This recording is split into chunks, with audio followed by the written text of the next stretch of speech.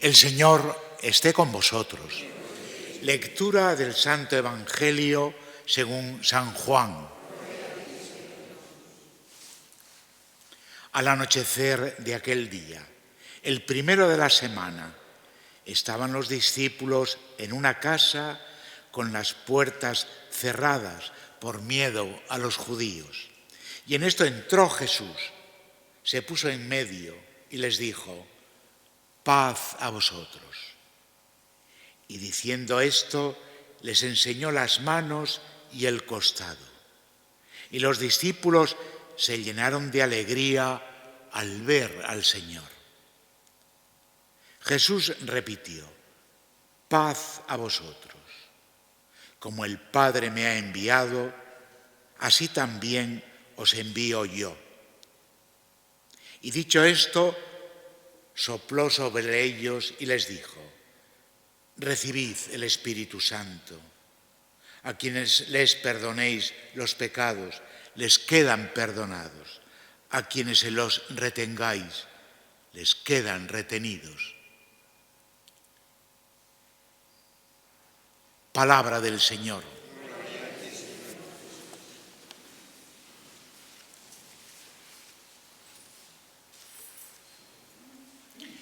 Pentecostés, domingo de Pentecostés.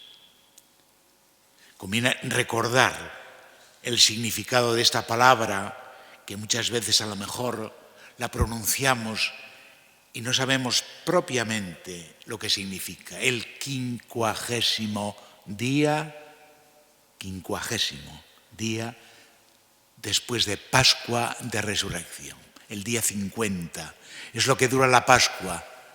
Este cirio que habéis encendido, el próximo domingo ya no alumbrará en nuestras celebraciones, alumbrará en otras, en los bautismos, en las exequias. Es el símbolo de la presencia de Jesús en medio de la Iglesia durante el tiempo pascual, con lo cual mañana finaliza ese tiempo de alegría, de júbilo, de experiencia religiosa, sabiendo que Jesús vive, que Jesús ha resucitado. Mirad, mañana, aunque no se celebre mucho en España, es una fiesta litúrgicamente muy importante. Hay una tríada de fiestas que son las más importantes: la Pascua de Resurrección, la Pascua de Navidad y la Pascua del Espíritu, la Pascua de Pentecostés. Las tres fiestas nos abren una dimensión nueva en la vida. La Pascua de Resurrección, la vida continúa, la muerte no es el final del camino. La Pascua de Navidad, Dios asume nuestra naturaleza humana, Dios se hace niño, Dios se hace como nosotros, comparte nuestra vida. Y la Pascua del Espíritu: no os dejaré huérfanos, estaré con vosotros, recuperaréis la filiación divina. Dios habitará en vosotros por medio del Espíritu. Mirad, antes en Europa se celebraba mucho Pentecostés.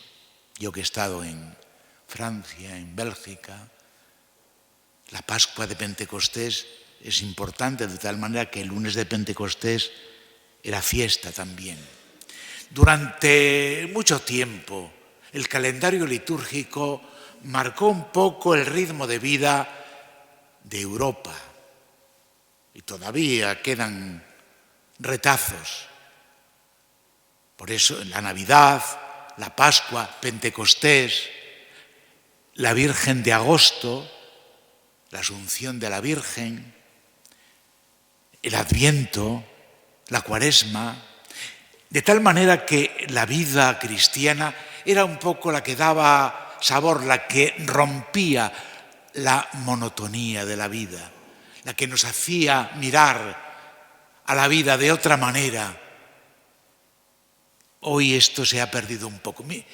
Después de la Segunda Guerra Mundial, los fundadores de Europa, Adenauer, De Gasperi, Schuman, quisieron fundar una Europa sobre los valores cristianos.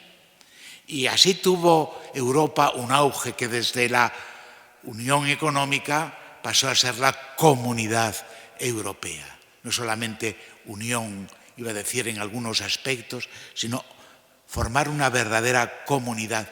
Pero ha perdido aliento vital. Menos mal que ahora, gracias al terrible suceso de la invasión por Moscú de Ucrania, Europa vuelve a ser Europa, vuelve a recuperar sus valores, vuelve a defender aquello que realmente la constituyó. Pero en España mismo hemos perdido. Hemos tenido como un hito que culminó en el Concilio Vaticano II como Iglesia, pero luego ha venido un cierto declive y estamos ahora precisamente en ese declive. Por eso es importante esta fiesta del Espíritu, la Pascua del Espíritu. Sin Espíritu no hay vida. Además, lo decimos nosotros con una frase, cuando hablamos de uno y le criticamos, dice, qué poco espíritu tiene esa persona, ¿no? No tiene espíritu. Le falta vida, le falta aliento, le falta entusiasmo, le falta garra, le falta coraje. El espíritu es el que define lo que somos nosotros. Celebramos a lo largo del año, sea porque lo han propuesto a la ONU o lo ha propuesto la ONU, fiestas. Por ejemplo, no sé si hoy o mañana es la fiesta del medio ambiente, o la fiesta de los océanos, o la fiesta de las viudas, o la fiesta del ELA. Son como fiestas movilizadoras, motivaciones para preocuparnos pues, del medio ambiente, de cuidar el océano, de cuidar la tierra madre, de preocuparnos de los que lo pasan peor, las viudas, o los enfermos del ELA. Hay también la fiesta de la bicicleta. A lo mejor nos viene bien también celebrarlo, porque esos carriles están poniendo, pues, bien, pero nos falta la fiesta del Espíritu. Digo, a Europa le falta la fiesta del Espíritu, de recuperar ese, iba a decir en francés, l'élan vital, ese entusiasmo, ese coraje de vivir, que es en el que se cimienta nuestra personalidad. ¿Qué es lo que nos distingue de los demás elementos de la creación? El espíritu. Pero lo cuidamos tan poco. Lo cuidamos tan poco. Este es el problema. Mirad, hay algunos baremos que nos podrían...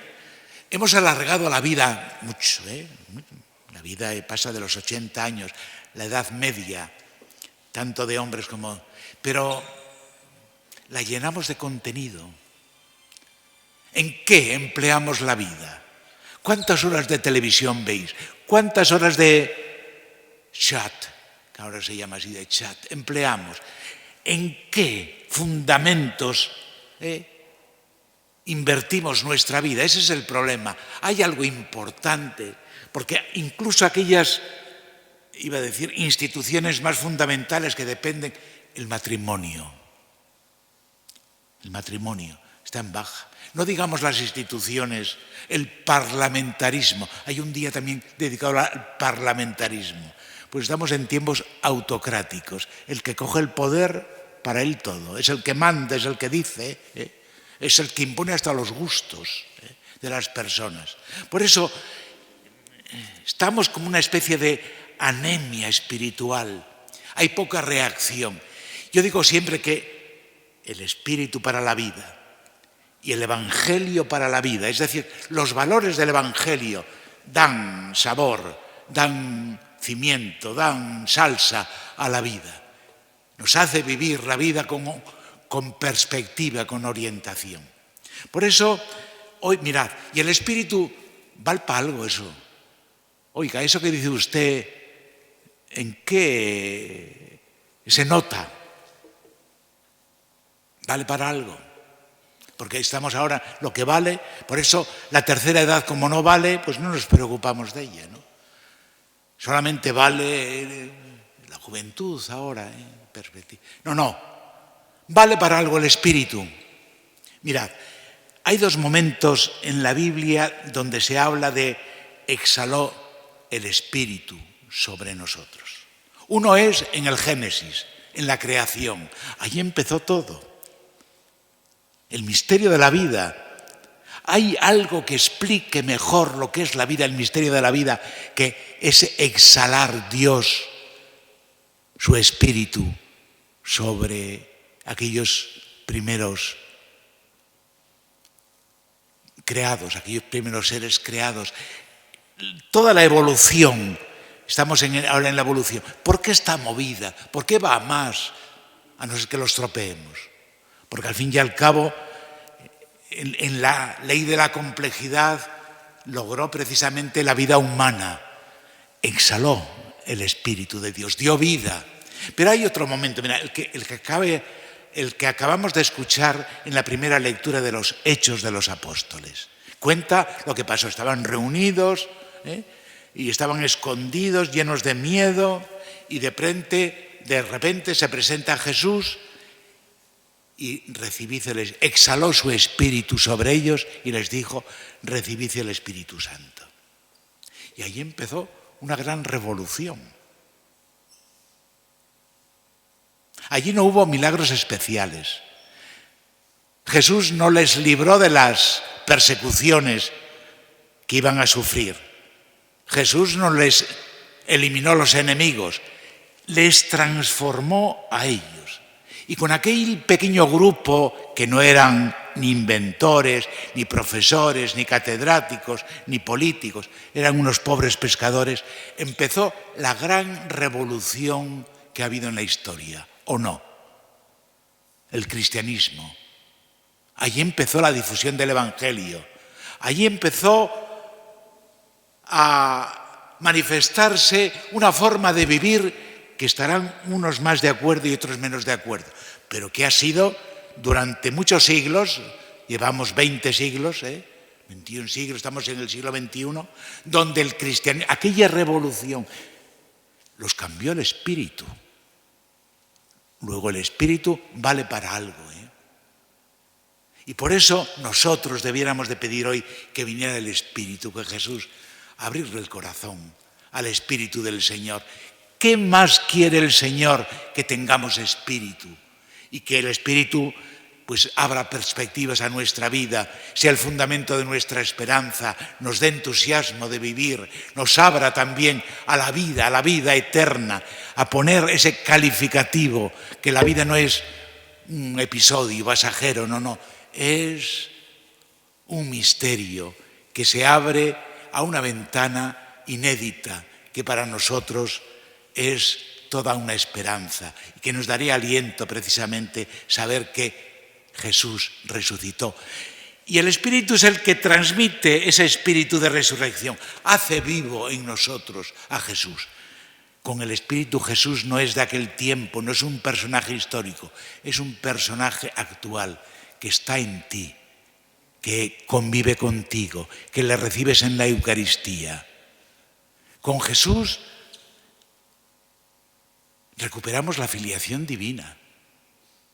Y con el Espíritu se nos muestra la ternura del amor de Dios, se nos llena el amor, se nos llena el corazón de amor. El Espíritu es el amor de Dios habitando en nosotros. Y con el amor, mirad, andamos esperando una revolución política. La primera revolución tendría que ser humana, moral, ética. Sin valores no hay política. Tenemos que empezar por recuperar. Mientras que los valores éticos y los valores morales anden por los suelos, no hay política que dé bienestar, que asegure precisamente prosperidad y convivencia. Eso no. La moral. Lo decía ya el santo Papa Juan Pablo II. Se lo dijo algún día ahí a los japoneses nada menos. Técnica la que queráis, pero la verdadera revolución, podemos tener todos los inventos del mundo, pero sin valores humanos no hay vida humana. Y por último, el Espíritu nos hace iglesia. Lo habéis visto en la segunda lectura de San Pablo, ¿eh? Ahí tenemos muchos carismas, esta iglesia es muy plural, esta iglesia tendría que saber prestar al mundo esa riqueza que tiene, esa riqueza que tiene. La iglesia es para el mundo, es para evangelizar, es para ayudarla a vivir, es para hacernos más humanos, es para descubrirnos que de verdad nuestra dignidad es ser hijos de Dios. Por eso al Espíritu Santo se le llama el Consolador. Nos consuela, nos da paz, nos abre perspectivas. Somos hijos de Dios. Pues los brazos de Dios son de verdad nuestra meta final del Dios de la vida.